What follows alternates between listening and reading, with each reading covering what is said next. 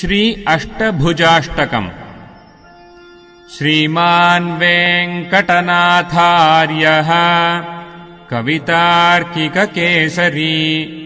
वेदान्ताचार्यवर्यो मे सन्निधत्ताम् सदा हृदि। गजेन्द्ररक्षात्वरितम् भवन्तम् ग्राहैरिवाहम् विषयैर्विकृष्टः अपारविज्ञानदयानुभावम् आप्तम् सताम् अष्टभुजम् प्रपद्ये।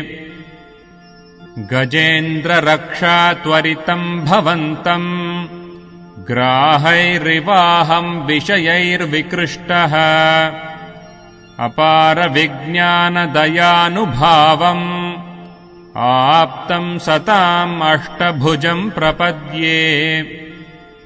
त्वदेकशेषोऽहमनात्मतन्त्रः त्वत्पादलिप्साम् दिशता त्वयैव असत्समोऽप्यष्टभुजास्पदेश सत्तामिदानीम् उपलम्भितोऽस्मि।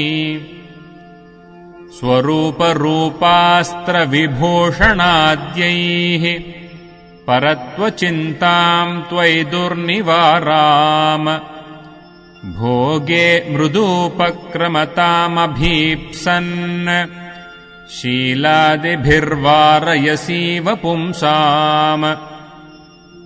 शक्तिम् शरण्यान्तरशब्दभाजाम् सारम् च सन्तोल्यफलान्तराणाम् त्वद्दास्य हेतोस्त्वयि निर्विशङ्कम् न्यस्तात्मनाम् नाथ बिभर्षि भारम्। अभीतिहेतोरनुवर्तनीयम् नाथ त्वदन्यम् न विभावयामि। भयम् कुतः स्यात् त्वयि सानुकम्पे रक्षा कुतः स्यात् त्वयि जातरोषे। त्वदेकतन्त्रम् कमलासहाय स्वेनैव माम् रक्षितुमर्हसि त्वम्। त्वयि प्रवृत्ते मम किम् प्रयासैः त्वय्यप्रवृत्ते मम किम् प्रयासैः। समाधिभङ्गेष्वपि सम्पतत्सु शरण्यभूते त्वयि बद्धकक्ष्ये। अपत्रपे सोढुमकिञ्चनोऽहम् दूराधिरोहम् पतनम् च नाथ। प्राप्ताभिलाषम् त्वदनुग्रहान्माम् पद्मानि सेव्ये तव पादपद्मे। आदेहपातात् अपराधदूरम् आत्मान्तकैङ्कर्यरसं विधेयाः। प्रपन्नजनपाथेयम् प्रपित्सूनाम् रसायनम् श्रेयसे जगतामेतत् श्रीमदष्टभुजाष्टकम्।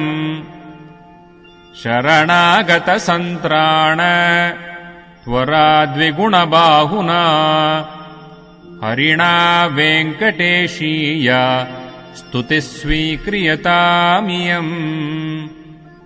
शरणागतसन्त्राण त्वराद्विगुणबाहुना हरिणा वेङ्कटेशीय स्तुतिः स्वीक्रियतामियम्।